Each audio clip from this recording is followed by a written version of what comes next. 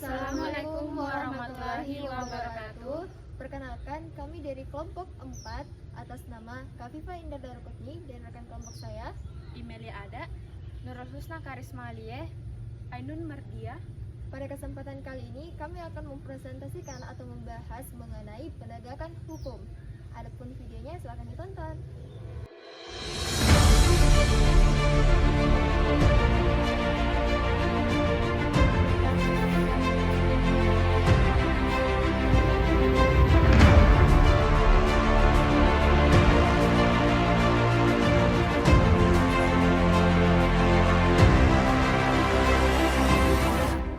Tindakan hukum.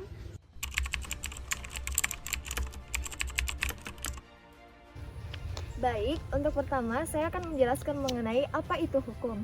Nah, hukum ini di dalam arti beberapa bahasa seperti contohnya dalam bahasa Jerman dikenal istilah dengan Recht, di bahasa Perancis dikenal dengan istilah droit, dan di Italia dikenal dengan istilah diritto yang diartikan sebagai tata perilaku yang mengatur manusia dan merupakan tatanan pemaksa.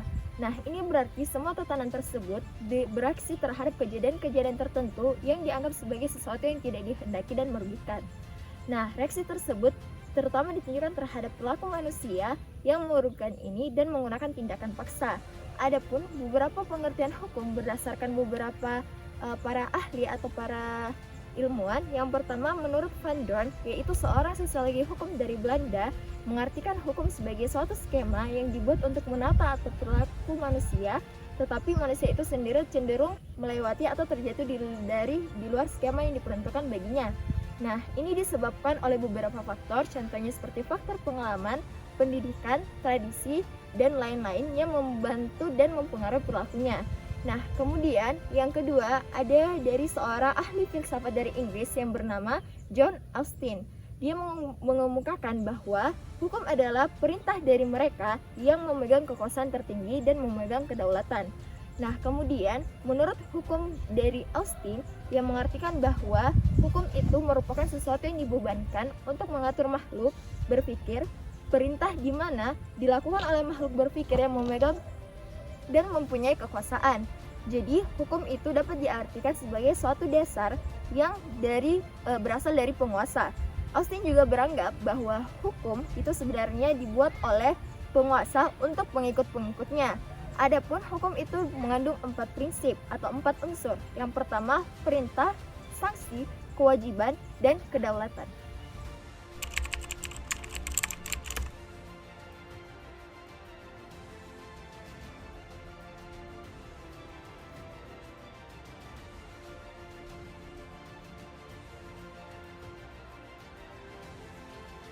Nah, teman-teman, dalam membahas mengenai penegakan hukum, tentu kita perlu mengetahui pengertian penegakan hukum dan mengapa sih penegakan hukum itu penting. Nah, kali ini saya akan membahas mengenai pengertian penegakan hukum. Hukum sebagai social engineering atau social planning berarti bahwa hukum sebagai alat yang digunakan oleh agent of change atau pelopor perubahan yang diberi kepercayaan oleh masyarakat sebagai pemimpin untuk mengubah perilaku masyarakat sesuai yang dikehendaki atau direncanakan. Nah, hukum adalah sebagai tatanan perilaku yang mengatur manusia dan merupakan tatanan yang memaksa. Maka, agar hukum dapat berfungsi efektif dalam mengubah perilaku dan memaksa manusia untuk melaksanakan nilai-nilai yang ada dalam kaidah hukum, maka hukum tersebut harus disebarluaskan agar dapat melembaga dalam masyarakat. Nah, di samping pelembagaan hukum, dalam masyarakat perlu dilakukan sebuah penegakan hukum sebagai bagian dari rangkaian proses hukum yang meliputi pembuatan hukum, peradilan, serta administrasi keadilan. Adapun beberapa pengertian penegakan hukum adalah sebagai berikut. Penegakan hukum adalah suatu sistem aparatur pemerintah yang bertindak secara terorganisir untuk menegakkan hukum dan menemukan, menghalangi, memulihkan, atau menghukum orang-orang yang melanggar hukum dan standar hukum yang mengatur keberadaan aparat penegak hukum itu berada. Penegakan hukum juga dapat diartikan sebagai upaya untuk mewujudkan cita-cita keadilan, kepastian hukum, dan kesejahteraan. Jadi, penegakan hukum pada hakikatnya adalah proses mewujudkan gagasan. Nah, kemudian penegakan hukum adalah suatu proses yang bertujuan mengukuhkan atau menerapkan norma hukum sebagai pedoman bagi mereka yang terlibat dalam lalu lintas atau hubungan dengan hukum dalam kehidupan bermasyarakat dan bernegara. Nah, dapat kita simpulkan bahwa pengertian penegakan hukum merupakan penegakan hukum oleh aparat penegakan hukum dan setiap orang yang berkepentingan untuk melakukannya menurut kewenangan masing-masing sesuai dengan peraturan perundang-undangan.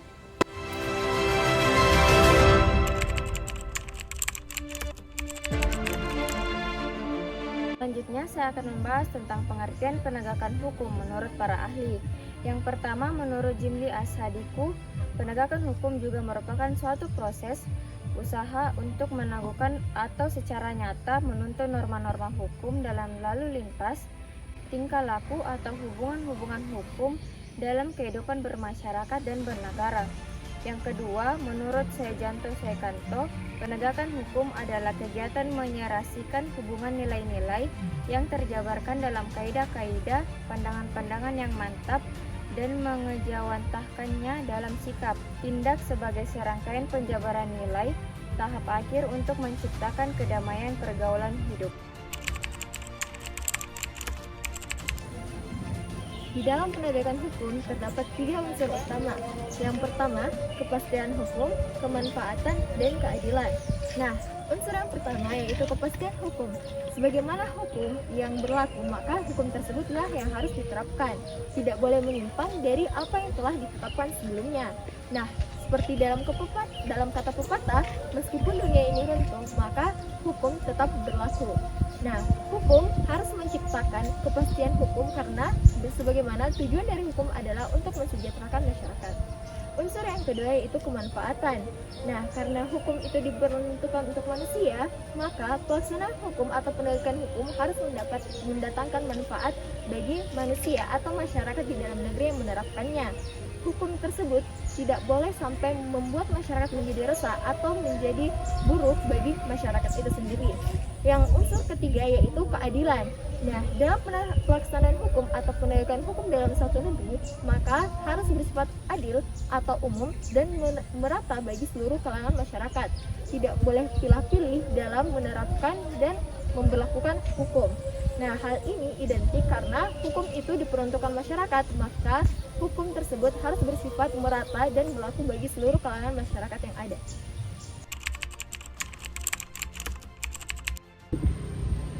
Tahap-tahap penegakan hukum pidana. Penegakan hukum pidana melalui beberapa tujuan khusus. Beberapa tahap seperti upaya rasional atau proses yang sengaja dirancang untuk mencapai tujuan tertentu.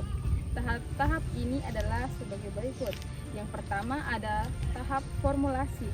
Tahap di mana pembuat undang-undang menerapkan hukum pidana secara abstrak dan mengambil langkah-langkah untuk menyeleksi yang sesuai dengan kondisi dan situasi sekarang dan yang akan datang, kemudian merumuskannya dalam bentuk peraturan perundang-undangan yang terbaik, yang dimana dirasa cocok dengan persyaratan keadilan dan efisiensi.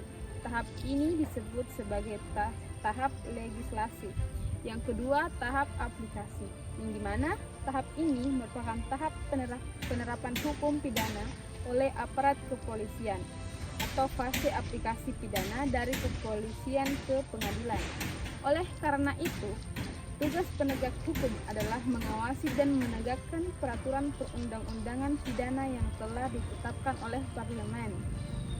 Dan dalam memenuhi tugas tersebut, penegak hukum harus berpegang pada nilai-nilai keadilan dan kemanfaatan.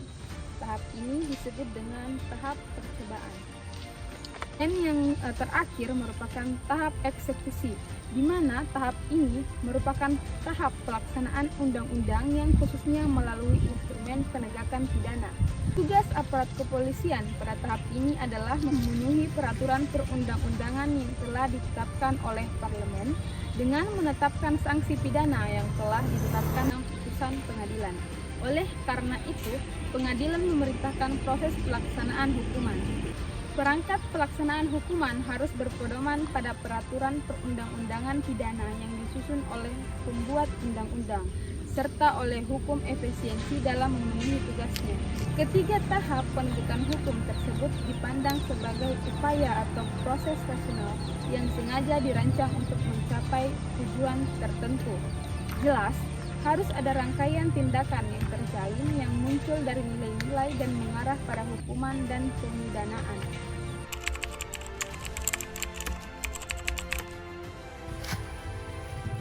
Selanjutnya, dalam penegakan hukum terdapat faktor perundang-undangan.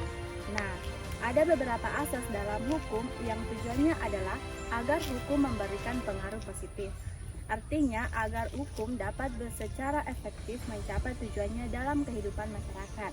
Nah, dalam faktor perundang-undangan terdapat 4 bagian, yaitu yang pertama, faktor penegak hukum. Penegak hukum mempunyai kedudukan dan peranan. Penegakan hukum merupakan salah satu pilar terpenting dalam proses penegakan hukum. Sering melakukan berbagai tindakan yang bertentangan dengan ketentuan hukum sehingga menimbulkan berbagai masalah. Yang kedua adalah faktor sarana dan fasilitas. Sarana atau fasilitas yang mendukung penegakan hukum tidak mungkin berjalan dengan lancar tanpa adanya faktor sarana atau fasilitas.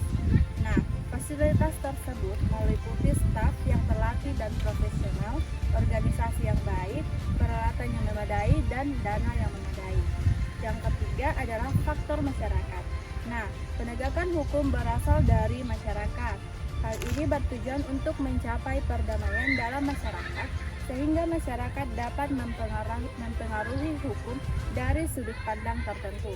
Dan yang terakhir adalah faktor budaya. Budaya hukum suatu masyarakat merupakan internalisasi nilai-nilai yang bertujuan untuk memahami hukum dan berusaha menerapkannya secara benar untuk kepentingan bersama. Kebudayaan pada dasarnya terdiri dari nilai-nilai yang mendasari hukum-hukum yang ada.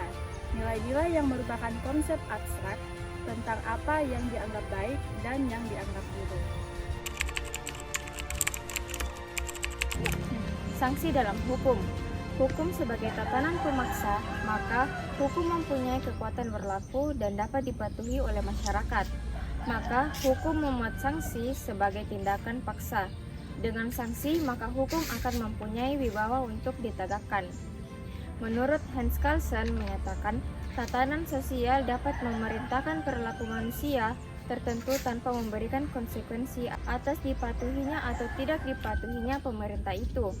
Atau tatanan sosial itu dapat memerintahkan perilaku manusia tertentu dan sekaligus mengaitkan antara pemberian penghargaan dengan melaksanakan perilaku itu, atau mengaitkan antara sanksi dengan perilaku yang sebaliknya, yakni hukuman dalam arti kata luas. Prinsip pemberian reaksi terhadap perilaku manusia tertentu, baik dengan imbalan maupun hukuman, adalah prinsip retribusi. Imbalan dan hukuman dapat disebut sanksi, namun biasanya disebut sanksi itu adalah hukuman, bukannya imbalan atau ganjaran.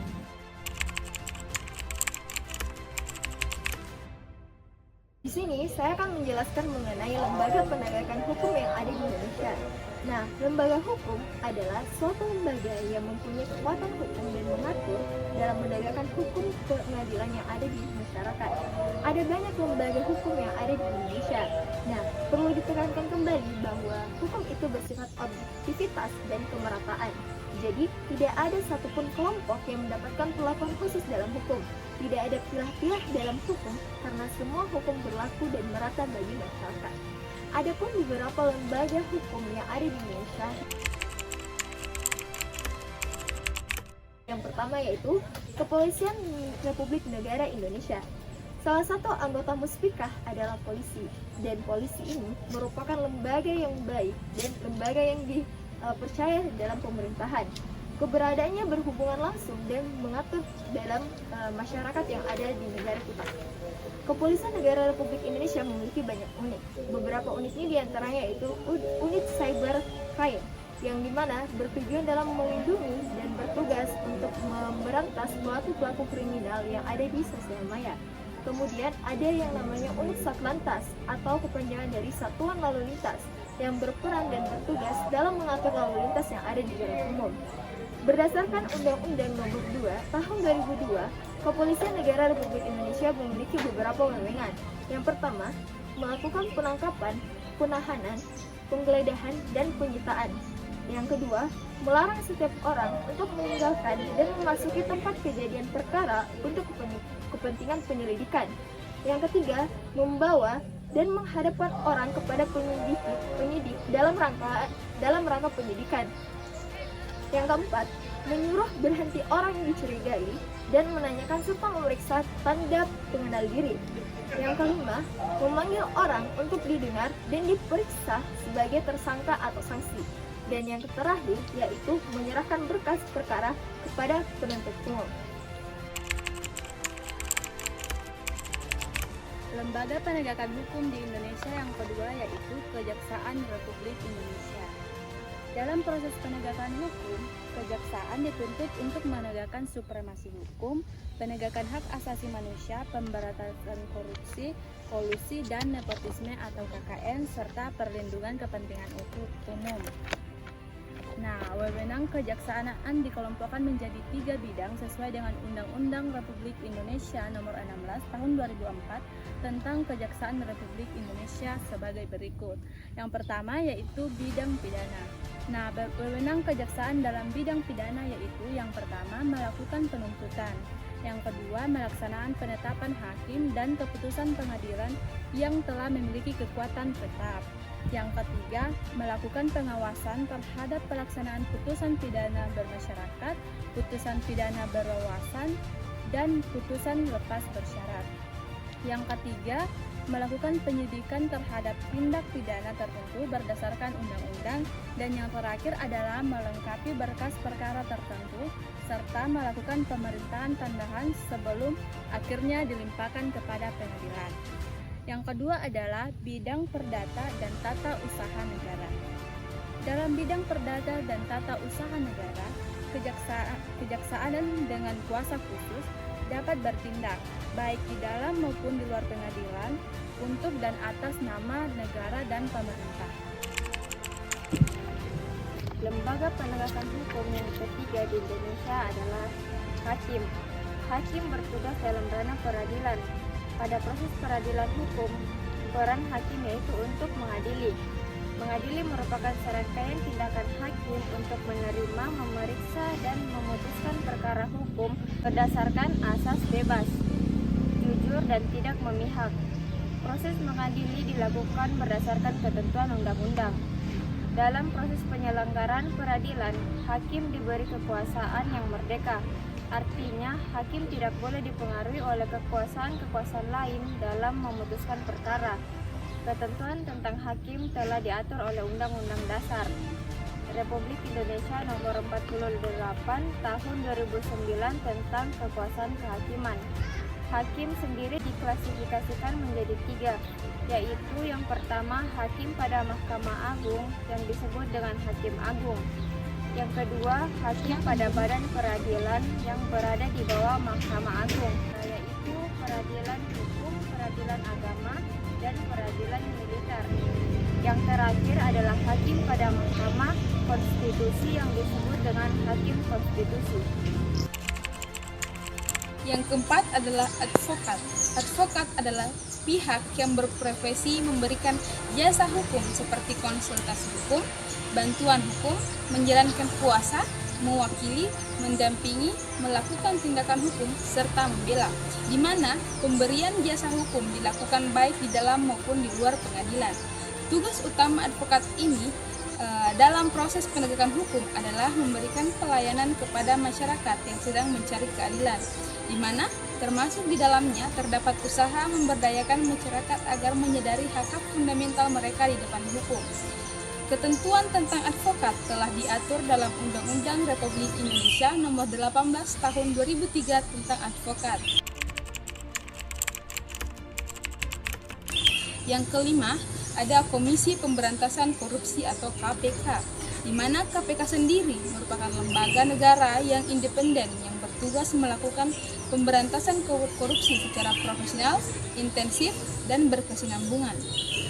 Bersifat independen, artinya KPK dalam melaksanakan tugas dan wewenangnya bebas dari kekuasaan manapun. Ketentuan tentang KPK ini telah diatur dalam Undang-Undang Republik Indonesia tahun 2019, di mana tentang perubahan kedua atas Undang-Undang Nomor 30 Tahun 2002 tentang Komisi Pemberantasan Tindak Pidana Korupsi, di mana dilansir dari laman resmi Komisi Pemberantasan Korupsi, dijelaskan tugas KPK dalam hal penegakan hukum tindak pidana korupsi, yaitu sebagai berikut. Yang pertama, yaitu koordinasi dengan instansi yang berwenang melakukan pemberantasan tindak pidana korupsi. Yang kedua, supervisi terhadap instansi yang berwenang melakukan pemberantasan tindak pidana korupsi. Dan yang ketiga itu melakukan tindakan-tindakan pencegahan tindak pidana korupsi. Kemudian melakukan monitor terhadap penyelenggaraan pemerintahan negara. Dalam pelaksanaan tugas tersebut, KPK berpedoman pada 5 asas, yakni kepastian hukum, keterbukaan, akuntabilitas, kepentingan umum, dan yang terakhir yaitu proporsionalitas.